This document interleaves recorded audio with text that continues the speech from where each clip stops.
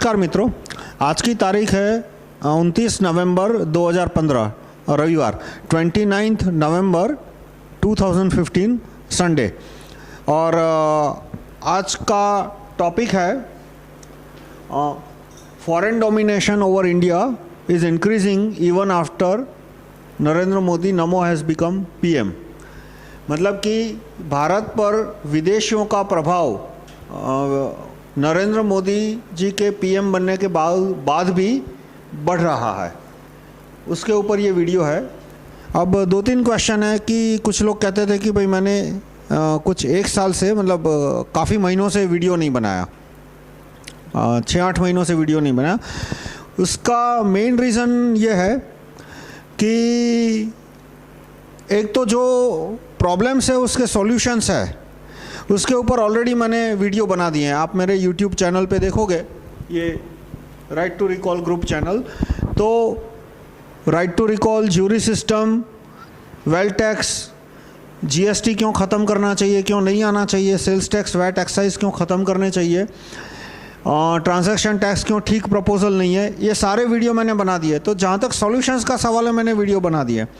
अब बात आती है करंट टॉपिक पे, तो उसमें एक था कि भाई अभी नरेंद्र मोदी पीएम बने हैं तो एक आध साल उन्हें काम करने दो, उसके बाद 1-1.5 साल के बाद पता चलेगा कि उनकी डायरेक्शन क्या है या डायरेक्शन चेंज हुआ है या नहीं। इसलिए एक एक करंट टॉपिक पे और एक एक करंट टॉपिक पे न्यूज़ वीडियो बनाना ठीक भी नहीं है। जो मेन ट्रेंड है जो कि मीडिया में नहीं आते, जो चीज़ मीडिया में नहीं आती है वही मुझे कहनी चाहिए, और जो सॉल्यूशंस है उसी पे फोकस करना चाहिए। तो अब 1.5 साल में क्लियर दिख रहा है कि जो 1991 की पॉलिसी थी मनमोहन सिंह की, वो करीब करीब वही पॉलिसी चालू रही है, सिर्फ कवर बदला है उसका। थोड़ा बहुत जो चेंज आया है वो इसलिए क्योंकि अमेरिका हमारी मदद कर रहा है, इसलिए हम दाऊद को शायद ख़त्म करने में या वापस लाने में सफल रहे।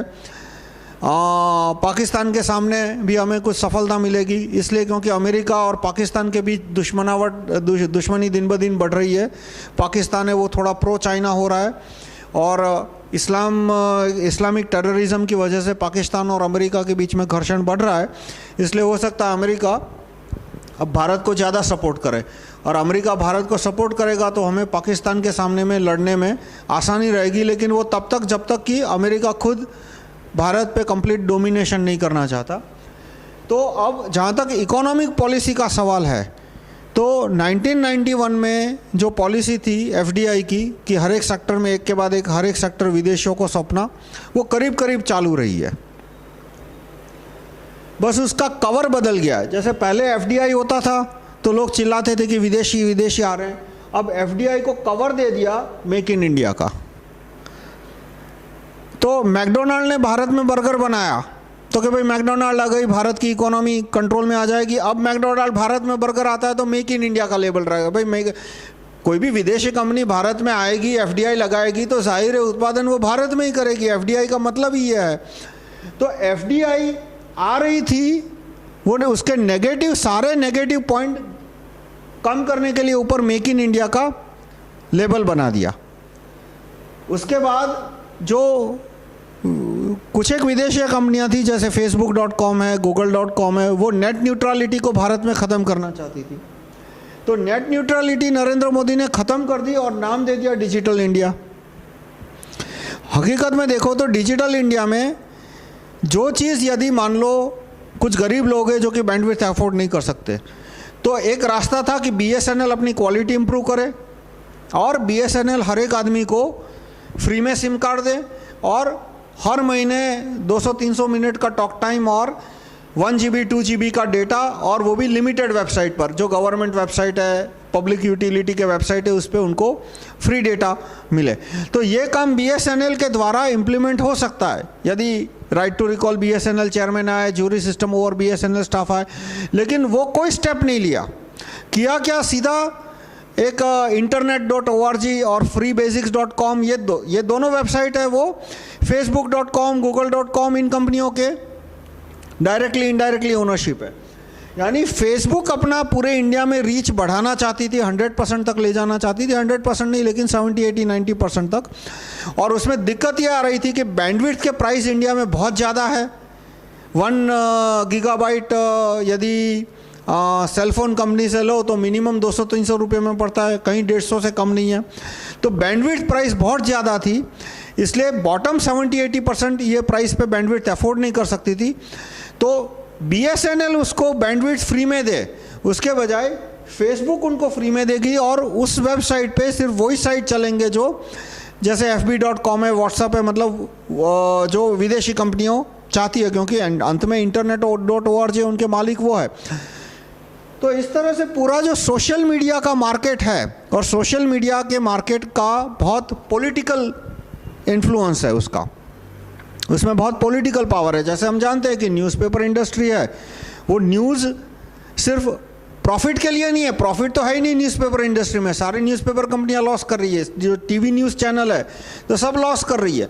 उसमें जो है वो पॉलिटिकल पावर के लिए है। इसी तरह से जो सोशल मीडिया मार्केट है उसमें उसका जो पॉलिटिकल पावर है वो सारा अब फेसबुक के हाथ में चला जाएगा।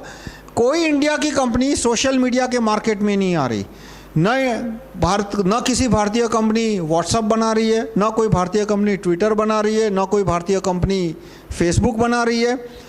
और नेट न्यूट्रलिटी ख़त्म करने के बाद, और वो ख़त्म किया, नाम क्या दिया, डिजिटल इंडिया, और उसके बाद सारा इन्फ्लुएंस, सारा पॉलिटिकल पावर फेसबुक वगैरह कंपनियों के पास आ जाएगा। अब जब 1991 में FDI आया तो मेन चीज़ क्या थी कि FDI के सिर्फ फ़ायदे बताए जाते थे।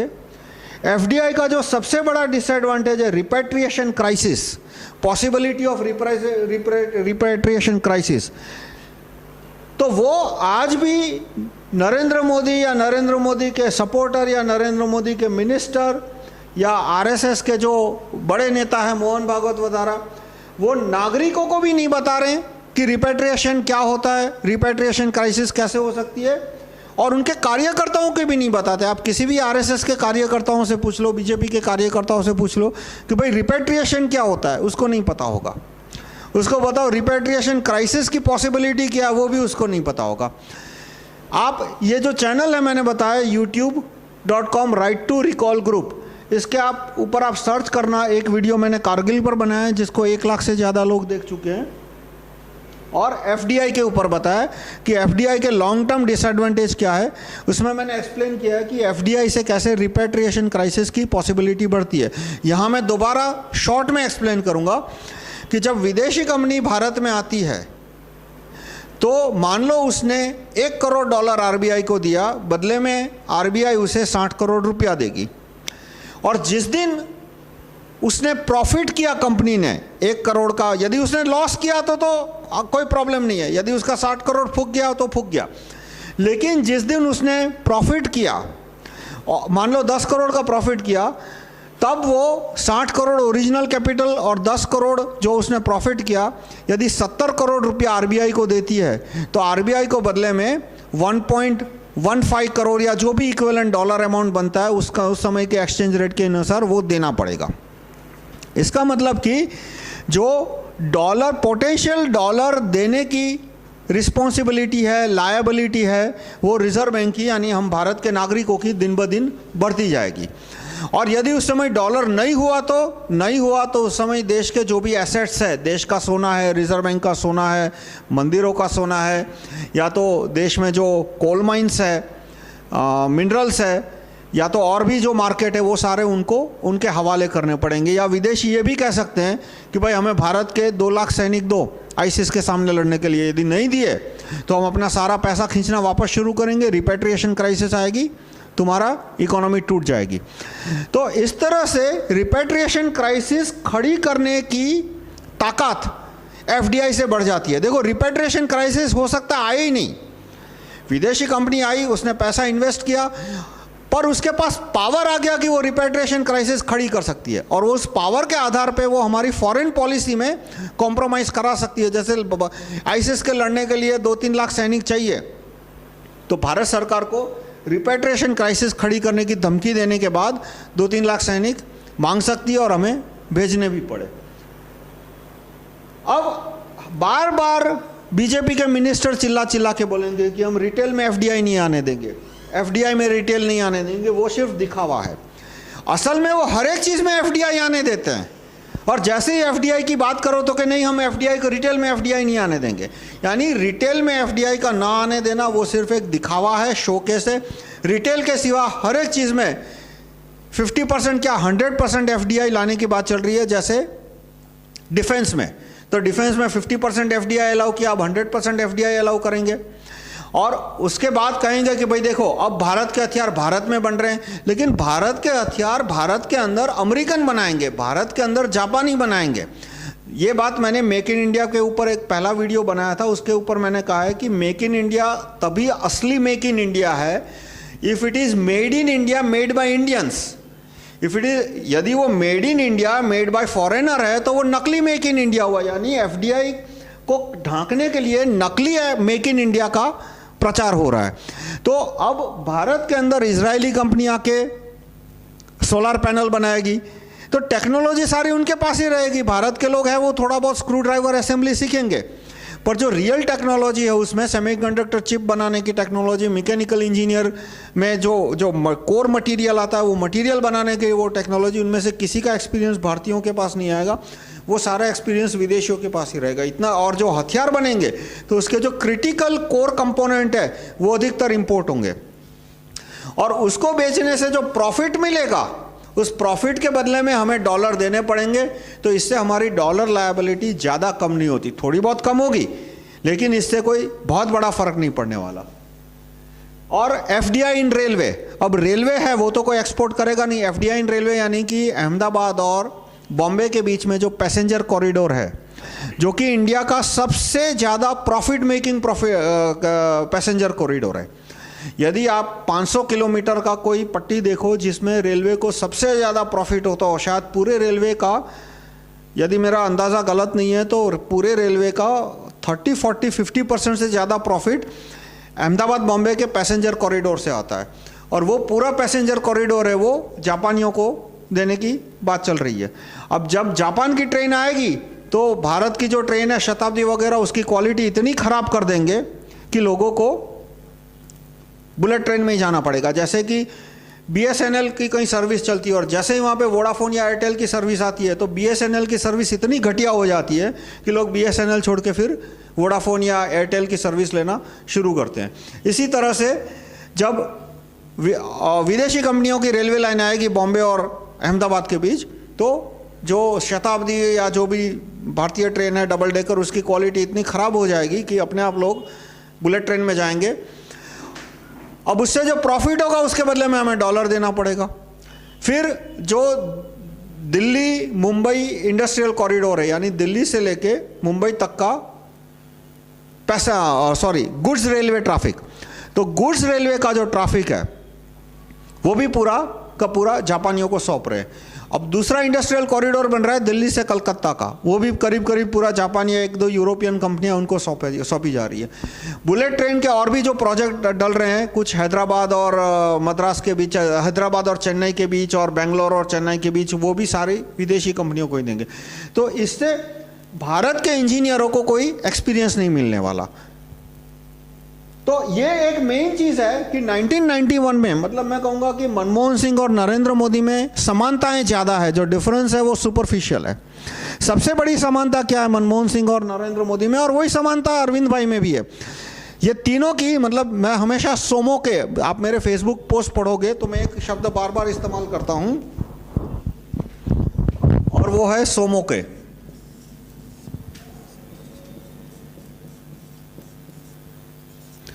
सोमो के यानी सोनिया गांधी, नरेंद्र मोदी और महात्मा अरविंद गांधी, इन तीनों में डिफरेंस कम है और सिमिलैरिटी ज़्यादा है। सबसे बड़ी सिमिलैरिटी क्या है कि ये तीनों महानुभाव अपने भक्तों को, अपने अंधभक्तों को या अपने समर्थकों को ये रिपेट्रिएशन क्राइसिस क्या होती है वो नहीं बताएंगे।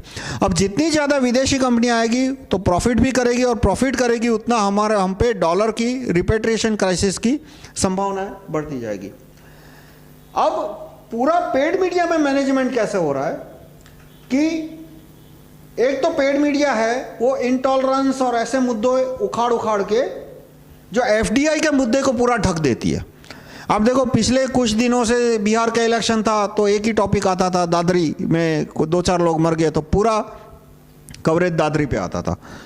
उसके बाद अब इंटॉलरेंस पे डिबेट आता है, 2-4 एक्टरों ने क्या कमेंट कर दी इंटॉलरेंस के ऊपर, तो मीडिया ने उसी को मेन मुद्दा बना दिया। और जो पूरा इंक्रीजिंग फॉरेन डोमिनेशन का मुद्दा है वो पूरा साइडलाइन कर दिया। करप्शन का मुद्दा भी साइडलाइन कर दिया कि गुजरात पुलिस में करप्शन हो या जितने जितने बीजेपी रूल स्टेट में करप्शन हो, वो पूरा मुद्दा साइडलाइन हो गया। मतलब पहले क्या कहा जाता था कि भाई गुजरात पुलिस में करप्शन क्यों है, तो कि इसलिए क्योंकि कुछ कानून पास करने हैं, तो करो, पुलिस है वो तो स्टेट सब्जेक्ट है, असेंबली को कानून बनाना है, तो क्या असेंबली को कानून बनाने है, लेकिन सेंटर है वो कुछ कुछ कानून पास नहीं करने देती।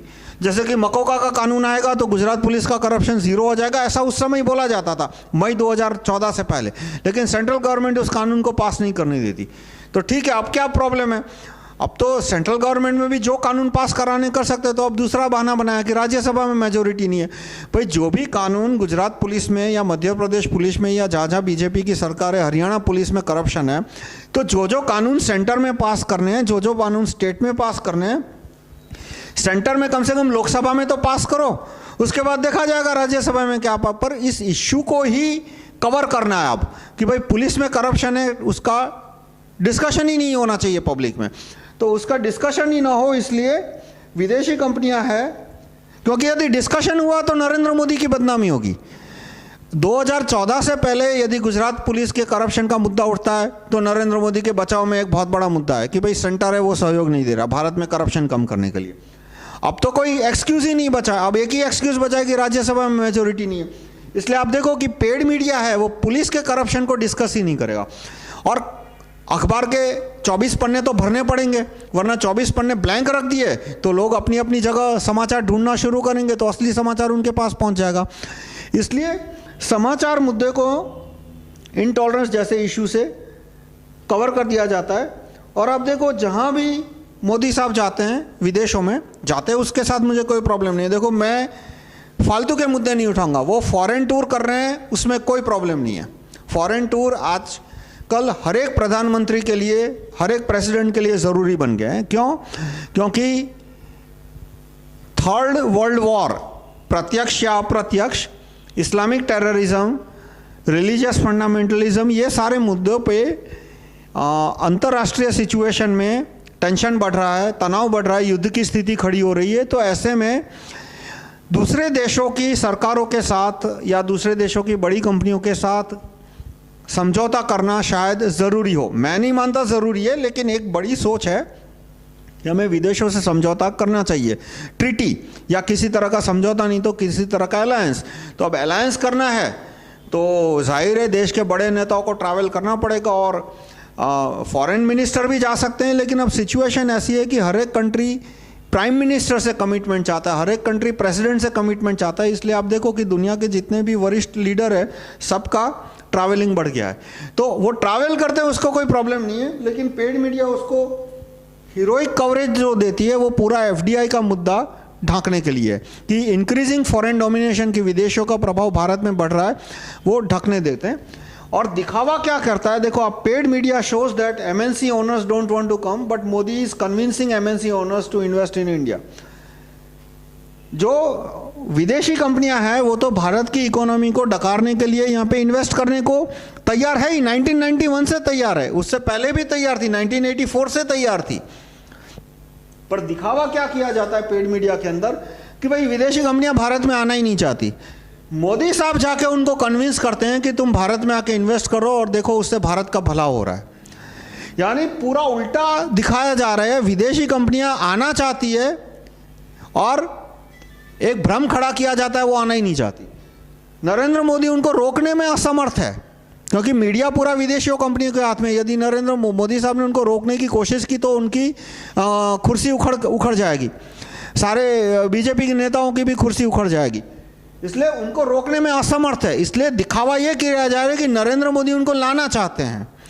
विदेशी कंपनियों के आने से रिपेट्रिएशन क्राइसिस की संभावना दिन ब दिन बढ़ती जाएगी, लेकिन दिखावा ये किया जाता है कि विदेशी कंपनियों के आने से फायदे ही फायदे हैं, कुछ नुकसान है ही नहीं। जो शॉर्ट टर्म फायदे हैं, शॉर्ट टर्म फायदे क्या है कि एम्प्लॉयमेंट बढ़ेगी, अनएम्प्लॉयमेंट कम होगी, प्रॉस्पेरिटी बढ़ेगी, वो भी एक शॉर्ट टर्म फायदा है। प्रॉस्पेरिटी बढ़ेगी क्योंकि सैलरी आएगी, जो भी कंपनी आएगी वो ज़मीन खरीदेगी, मकान बनाएगी, फैक्ट्रियाँ डालेगी, लेबर एम्प्लॉय करेगी, तो बिगिनिंग में सैलरी भी बढ़ेगी। लेकिन जब रिपेट्रिएशन क्राइसिस आने की संभावना होगी तब सब खत्म हो जाएगा। और रिपेट्रिएशन क्राइसिस के आधार पे वो धमकियां देगी कि भाई तुम्हारा एजुकेशन सिस्टम खराब करो। कैसे? कि भाई 8th स्टैंडर्ड तक किसी को फेल नहीं करना। हम कहेंगे नहीं, हमको तो एग्ज़ाम लेनी है, हमको तो फेल करना है, फेल करोगे तो ही पढ़ेंगे, एग्ज़ाम लोगे तो ही पढ़ेंगे। तो कि तुमने एग्ज़ाम लिया और फेल करना शुरू किया तो हम अपना पैसा वापस खींच लेंगे, रिपेट्रिएशन क्राइसिस आएगी, सरकार डूब जाएगी। तो हमको ये सारे कानून बनाने पड़ेंगे कि 8th स्टैंडर्ड तक किसी को फेल मत करो, कोई फेल मत करो, यानी कोई मैथ्स नहीं पढ़ेगा, साइंस नहीं पढ़ेगा, अपने आप देश कमज़ोर हो जाएगा। फिर इसी तरह से विदेशी कंपनियों की जो मीडिया से रिलेटेड पॉलिसी है या तो इंटरनेशनल पॉलिटिक्स से रिलेटेड पॉलिसी है, वो सारी हमको फॉलो करनी पड़ेगी। यानी रिपेट्रिएशन क्राइसिस से जो नुकसान हो सकता है वो नुकसान पेड मीडिया बताएगा ही नहीं, वो तो जाहिर है नहीं बताएगा। लेकिन जो पॉलिटिकल संगठन है, कांग्रेस हो, बीजेपी हो, आरएसएस हो, भारत स्वाभिमान ट्रस्ट हो, आम आदमी पार्टी है, वो भी अपने कार्यकर्ताओं को या नागरिकों को रिपेट्रिएशन क्राइसिस के नुकसान नहीं बताती। बस एक मेरा संगठन है, मतलब हमारा संगठन है राइट टू रिकॉल ग्रुप, वही भारत के कार्यकर्ताओं को रिपेट्रिएशन क्राइसिस के से होने वाले कि रिपेट्रिएशन क्राइसिस की संभावना और उससे होने वाले नुकसान के बारे में लोगों को बता रहे हैं। अब मेरा एक वीडियो है, आप सर्च करोगे कारगिल के ऊपर, उसमें मैंने समझाया है कि किस तरह से कारगिल का युद्ध पाकिस्तान हार गया, भारत भी हार गया और अमेरिका जीत गया। उसमें एक एक चीज़ से मैंने डिस्क्राइब किया है। और उसमें भारत की जीत होनी तभी शुरू हुई जब अमेरिका ने फ्रांस को ऑर्डर दिया कि तुम भारत को लेसर गाइडेड मिसाइल दो। यदि अमेरिका ने ऑर्डर नहीं दिया होता तो फ्रांस हमें लेसर गाइडेड मिसाइल नहीं देता, लेसर गाइडेड मिसाइल हमें फ्रांस नहीं देता या रशिया नहीं देता, तो हम युद्ध कारगिल का हार जाते। यानी अधिकतर चोटियाँ उनके कब्जे में रहती। और एक सिक्का जमाने के लिए एक पर्वत है .5353 या 5533, वो आज भी पाकिस्तान के अंडर में है। वो इसलिए क्योंकि अमेरिका ने वहाँ पे लेसर गाइडेड बम फेंकने की इजाज़त हमें नहीं दी। अमेरिका ने यानी फ्रांस ने। अमेरिका डायरेक्टली नहीं आया, उसने पाकिस्तान को मदद की बेल्जियम के थ्रू, और उसने इंडिया को मदद की फ्रांस और इजराइल के थ्रू। अमेरिका डायरेक्टली पिक्चर में आया ही नहीं। लेकिन युद्ध शुरू भी अमेरिका ने कराया, ख़त्म भी अमेरिका ने किया। शुरू क्यों किया?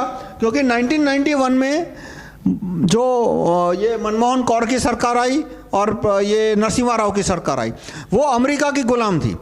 अमेरिका ने ही इन दोनों को प्रधानमंत्री और फाइनेंस मिनिस्टर बनाया था। अमेरिका के कहने पे ही कांग्रेस को नरसिम्हा राव को प्रधानमंत्री बनाना पड़ा। अमेरिका के कहने पे ही कांग्रेस को नरसिम्हा राव को, मनमोहन कौर को फाइनेंस मिनिस्टर बनाना पड़ा। मनमोहन कौर ने वो सारी एफडीआई वगैरह पॉलिसी इंप्लीमेंट की। मतलब बहुत कहा जाता था कि ये उनके ओरिजिनल आइडिया थे ही नहीं। वर्ल्ड बैंक जो फाइल भेजती थी वो फाइल खोले बिना उन पे सिग्नेचर कर देते थे। मनमोहन कौर को हिम्मत ही नहीं थी कि वो फाइल खोल के पढ़े कि भाई फाइल में क्या लिखा है, क्योंकि साफ ऑर्डर था कि यदि फाइल खोल के पढ़ा कि क्या है तो नौकरी से निकाल देंगे। इसलिए जो भी फाइल है वो फाइल खोले बिना उस पर सिग्नेचर करना है, और वो कर देते थे। और विदेशी कंपनियां अखबार वालों को पैसा भी दे देती थी। 1991 में आप में से बहुत सारे लोगों की उम्र कम होगी, तो पता नहीं उस समय अखबार आपने पढ़े थे यानी आपके ध्यान में है यानी, लेकिन एक बहुत बड़ा चर्चा आता था कि Manmohan Singh is a politician with a difference. हकीकत में वो पॉलिटिशियन थे ही नहीं, वो पपेट थे।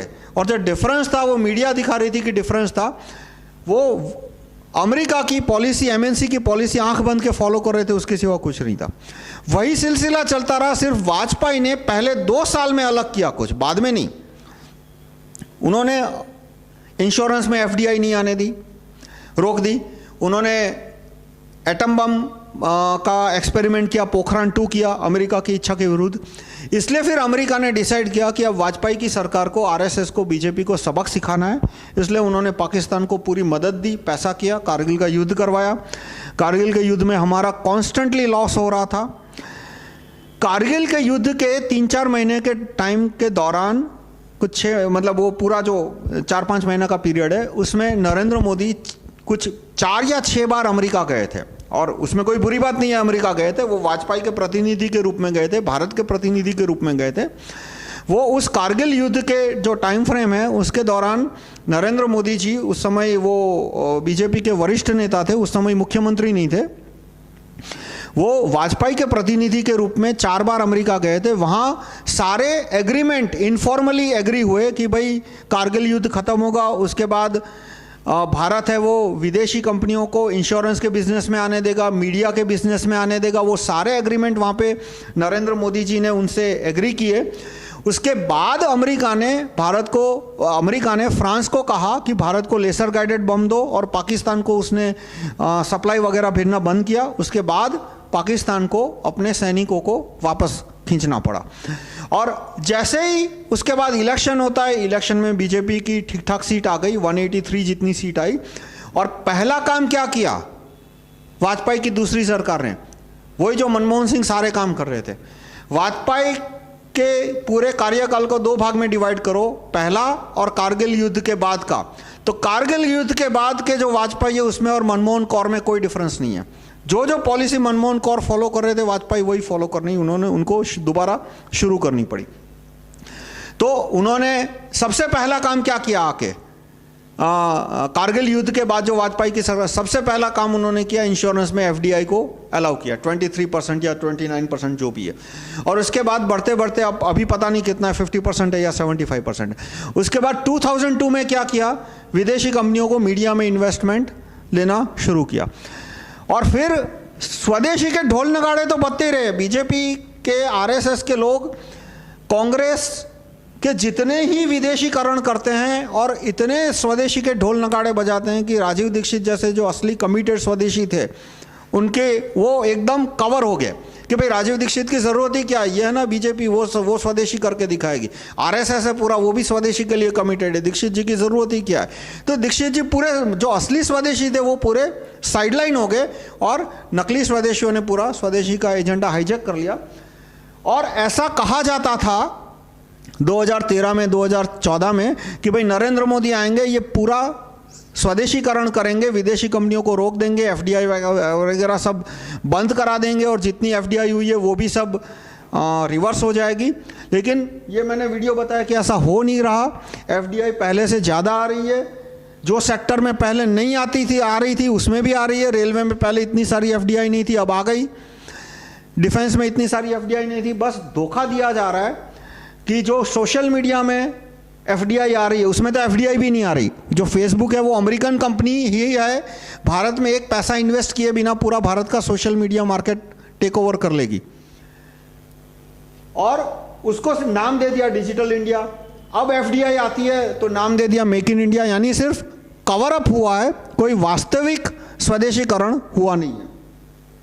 अब क्वेश्चन है कि इसका उपाय क्या। उपाय यह है कि एक तो जो ये मेरी 2 किताबें हैं, rahulmehta.com/301.htm, ये अंग्रेजी में है, उसके नीचे 301.h.htm ये हिंदी में है। ये कुछ 75% हिंदी ट्रांसलेटेशन है, 100% नहीं हुआ। इसमें मैंने चैप्टर 20 में डिस्क्राइब किया, चैप्टर 20 में, कि विदेशी कंपनियों को कैसे रोका जा सकता है। इसमें आप YouTube चैनल पे सर्च करोगे एमएनसी डोमिनेशन, एमएनसी डोमिनेशन, या तो आप कमेंट में देखोगे कि मेरा एमएनसी डोमिनेशन, ये जो आप YouTube पे वीडियो देख रहे हैं उसके डिस्क्रिप्शन पोर्शन में जाओगे तो आपको लिंक मिलेगी कि how to reduce MNC domination पे मैंने हिंदी में वीडियो बनाया, अंग्रेजी में भी है, हिंदी में भी है। तो उसमें मैंने बताया कि हम कौन कौन से कानून लाकर भारत में विदेशी कंपनियों का डोमिनेशन कम कर सकते हैं। तो मेन इसमें ध्येय हमारा क्या है कि पहले तो विदेशी कंपनियां पावरफुल क्यों है, क्योंकि अमेरिका के कानून कम खराब है। कौन से कानून कम खराब है, ऐसे नहीं कि कानून तो 1 लाख होंगे, कौन से कानून अच्छे और कौन से कानून खराब। मैं आइटमाइज लिस्ट देता हूं, वहां पे राइट टू रिकॉल का कानून है, ज्यूरी सिस्टम का कानून है, मल्टी इलेक्शन का कानून है। मल्टी इलेक्शन यानी हम सिर्फ 3 लोगों को चुनते हैं, कॉरपोरेटर, एमएलए और एमपी। अमेरिका के लोग 10-15 लोगों को डायरेक्टली चुनते हैं। जैसे डिस्ट्रिक्ट पुलिस कमिश्नर वहाँ पे डायरेक्टली इलेक्टेड है, डिस्ट्रिक्ट पब्लिक प्रोसिक्यूटर, जिला सरकारी वकील डायरेक्टली इलेक्टेड है, बहुत से जिलों में डिस्ट्रिक्ट जज जिला का जज है वो भी सिटीजन डायरेक्टली इलेक्ट करते हैं। डिस्ट्रिक्ट एजुकेशन ऑफिसर करीब करीब हर एक जिले में डायरेक्टली इलेक्टेड है। डिस्ट्रिक्ट पुलिस कमिश्नर, वहाँ उन्हें शेरिफ कहते हैं, district police commissioner directly elected है। तो इनका, और ये मल्टी इलेक्शन हुआ। उसके बाद रेफरेंडम का कानून है कि वहाँ पे रेफरेंडम के कानून के द्वारा बहुत सारे जिलों ने, बहुत सारे राज्यों ने अफीम और मारिजुआना ऊपर जो कानूनी रिस्ट्रिक्शंस थे वो हटा दिए या तो कम कर दिए। बुरा किया वो बात की बात है, पर रेफरेंडम की कानून की वजह से वहाँ पे अधिकारियों में भ्रष्टाचार कम है। तो ये सारे कानूनों की वजह से वहाँ का एवरेज सिटीजन, अमेरिका का एवरेज सिटीजन ज़्यादा प्रोडक्टिव है हमसे, ज़्यादा एफिशिएंट है, ज़्यादा बुद्धिमान है। ऐसा नहीं कहता, बुद्धि हमें और उनमें कोई उतनी है जितने हमें। हम यदि सोचे कि हम ज़्यादा बुद्धिमान है तो वो भी गलत है, वो भी एक मिथ्याभिमान है। ऐसा कुछ नहीं है। हमारे में जितनी बुद्धि है उतनी उनमें है, हमारे में जितनी देशभक्ति है उतनी उनमें है। ना हम में ज़्यादा है ना कम है, लेकिन वहाँ पे इनएफिशिएंसी कम है क्योंकि वहाँ पे कानून कम खराब है। और कौन से कानून? ये जो मैंने 4 बताया, right to recall, jury system, referendum और मल्टी इलेक्शन। और उसके आधार पे और अनेक कानून बने हैं जो कम खराब है। जैसे वेल टैक्स का कानून है वहाँ पर, यहाँ पर वेल टैक्स नहीं है, यहाँ पर से एक्साइज और वैट और सर्विस टैक्स और जीएसटी अभी आएगा, इस तरह के कानून है। तो वेल टैक्स है वो कम बुरा कानून है। तो हमें भारत में ये सारे कानून लाने पड़ेंगे। हम ये सारे कानून लाएंगे तो उससे भारत का जो एवरेज वर्कर है, एवरेज फैक्ट्री ओनर है, उसकी इनएफिशिएंसी कम होगी, यानी एफिशिएंसी बढ़ेगी। और जैसे जैसे हमारी एफिशिएंसी बढ़ेगी वैसे वैसे अपने आप हमें विदेशी कंपनियों पे जो आधार रखने की हमारी नौबत है वो कम होती जाएगी। एक ये कानून है। दूसरा, एक मैंने, आप ये किताब आप ओपन करोगे तो उसमें इस कीवर्ड पे सर्च करना, WOIC, wholly owned by Indians company. मतलब एक अलग एक कंपनी एक्ट जो है उसमें एक चैप्टर लगाया जाए जो कि WOIC को स्पेसिफिक करेगा। यानी ये एक ऐसी कंपनी जिसका शेयर सिर्फ भारत का नागरिक ही खरीद सकता है, भारत के नागरिक के सिवा उसका कोई शेयर खरीद नहीं सकता। तो अपने आप, और फिर कानून पास कर सकते हैं कि भाई इतने इतने एरिया में सिर्फ WOIC ही काम करेगी और कोई विदेशी कंपनी इसमें काम नहीं कर सकती। तो इस तरह से जितने सेक्टर्स में विदेशी कंपनियां हैं वो धीरे धीरे निकलती जाएगी। पर जैसे ही हम विदेशी कंपनियों को निकालना शुरू करेंगे वैसे वैसे सेना की घोंस, अमेरिका की सेना की इनडायरेक्ट घोंस बढ़ती जाएगी। देखो, हमने, वाजपेयी ने जब इंश्योरेंस कंपनियों को नहीं आने दिया भारत में, तो अमेरिका ने कोई सीधी अपनी सेना नहीं भेजी थी। अमेरिका ने पाकिस्तान को हथियार दिए, पाकिस्तान को पैसा दिया, और वो भी अमेरिका ने डायरेक्टली नहीं दिया, बेल्जियम और दूसरे देशों के द्वारा दिया था। जैसे कारगिल के, पाकिस्तान के जो सैनिक कारगिल पे चढ़ गए थे, उनको पहनने के लिए स्पेशल टाइप के कपड़े चाहिए, स्पेशल टाइप के जूते चाहिए। ऑर्डिनरी जूते वहाँ पे चलेंगे ही नहीं, वो ठंड में मतलब 2-3 दिन में वो एकदम टूट जाएंगे। तो वो जो स्पेशल टाइप के जूते हैं वो सिर्फ सेना ही बनाती है पूरी दुनिया में। सिविलियन मार्केट में भी मिलते हैं तो सेना के परमिशन के बाद ही मिलते हैं। तो इस तरह के जो स्पेशल इक्विपमेंट है, वहाँ पे इतने सारे सैनिक पाकिस्तान के घुस गए थे तो उनको हेलीकॉप्टर से सप्लाई मिलता था। तो जो हाई ऑल्टीट्यूड हेलीकॉप्टर है वो भी दुनिया में सिर्फ 4-5 देश ही बनाते हैं। रूस बनाता है, अमेरिका बनाता है, ब्रिटेन बनाता है, फ्रांस है, चाइना है, ये 5-6 देश ही बनाते हैं। तो वो सारे हेलीकॉप्टर भी अमेरिका ने पाकिस्तान को दिए थे। कैसे दिए थे? कोई हेलीकॉप्टर फ्रांस के थ्रू दिया, ये जूते थे वो बेल्जियम के थ्रू दिए। तो हमें इन सारी, तो इस तरह से हम पर चाइना, मतलब थ्रू पाकिस्तान मिलिट्री प्रेशर बढ़ेगा। तो वो हम कैसे निपटा सकते हैं कि हमें अपनी सेना मजबूत करनी पड़ेगी, कैसे हमें खुद हथियार बनाने पड़ेंगे, और वो हथियार विदेशी आकर बनाए तो कोई समस्या कम नहीं हो रही। वो हथियार भारत के इंजीनियर बनाए, भारत के टेक्नीशियन बनाए, भारत के नागरिक बनाए तो वो समस्या कम होगी।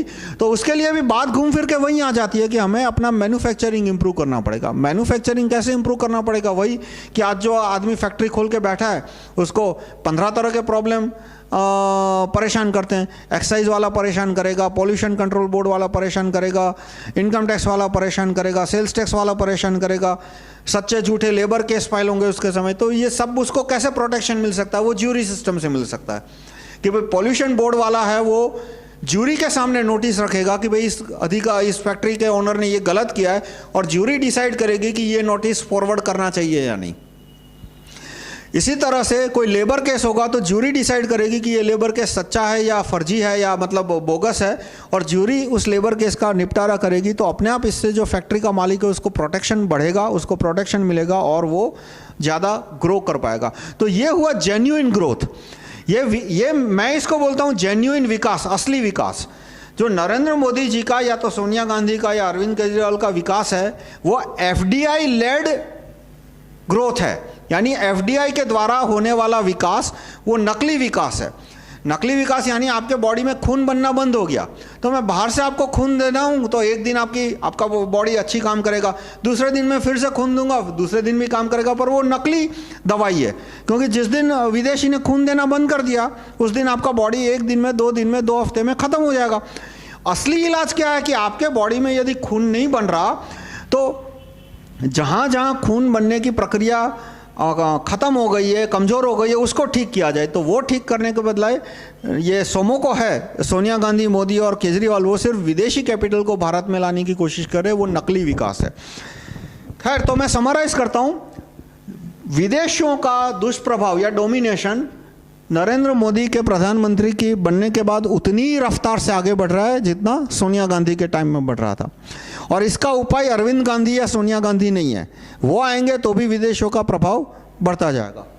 प्रभाव क्यों बढ़ रहा है? क्योंकि नरेंद्र मोदी शायद स्वदेशी हो तो भी मीडिया ने अरविंद केजरीवाल को खड़ा करके जो चुनाव हुए थे दिसंबर 2013 में, दिसंबर 2013 में जो दिल्ली के चुनाव हुए जिसमें अरविंद केजरीवाल को कुछ 30% वोट मिले, 27 सीट मिली, उसने मीडिया ने नरेंद्र मोदी के सामने प्रूफ रख दिया कि यदि तुमने एफडीआई और सारी शर्तें नहीं मानी, हमारी विदेशों की सारी शर्तें नहीं मानी, तो हम अरविंद केजरीवाल को पूरे भारत में इतना बड़ा बना सकते हैं कि वो 5-10% वोट ले जाएगा। 5-10% यदि एजुकेटेड मिडिल क्लास के वोट चले गए तो नरेंद्र मोदी पीएम नहीं बन सकते थे। नरेंद्र मोदी को टोटल वोट मिले 40%, एनडीए के सारे वोट मिला के, सारे एनडीए के वोट आप मिला लो तो 50% है, उसमें से मान लो।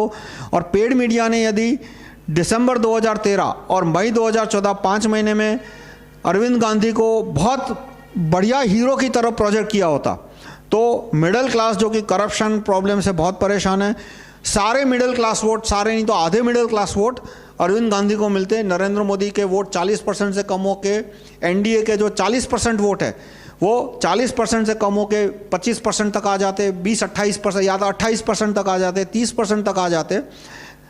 किसी भी हिसाब किताब कर लो, यदि बीजेपी के 10% वोट कम आते तो नरेंद्र मोदी पीएम नहीं बन सकते। बीजेपी को 280 सीट नहीं आती, बीजेपी को आती कुछ 200 जितनी सीट आती, या तो 190-180 सीट आती, और दूसरी तरफ ऑपोजिशन है वो यूनाइट हो जाता। विदेशों की इतनी ताकत है कि वो ऑपोजिशन को डिवाइड भी कर सके और यूनाइट भी कर सके। जैसे बिहार में विदेशियों ने कांग्रेस को ऑर्डर दिया कि यूनाइट करना है ऑपोजिशन को, तो कांग्रेस यूनाइट करने में लग गई। कांग्रेस ने जितनी, मतलब लालू या और नीतीश ने कहा मुझे इतनी सीट चाहिए, कांग्रेस को सिर्फ 40 सीट मिलेगी, तो उन्होंने 40 सीट पे समझौता कर लिया। लेकिन जो भी विदेशों का एजेंडा था कि भाई नीतीश, लालू और कांग्रेस एक होने चाहिए, तो एक हो गए तो बीजेपी हार गई। इसी तरह से महाराष्ट्र में कांग्रेस और शरद पवार में दरार विदेशों ने पड़वाई थी। यदि विदेशियों ने कांग्रेस को कहा कि भाई तुम शरद पवार से समझौता नहीं करोगे, शरद पवार से टूट गया, वरना क्या होता, वरना बीजेपी को शिवसेना के साथ समझौता करना पड़ता। तो शिवसेना अभी जो स्ट्रेंथ है उससे कई गुना ज़्यादा उसकी स्ट्रेंथ होती, बीजेपी कमज़ोर हो गई होती महाराष्ट्र के अंदर।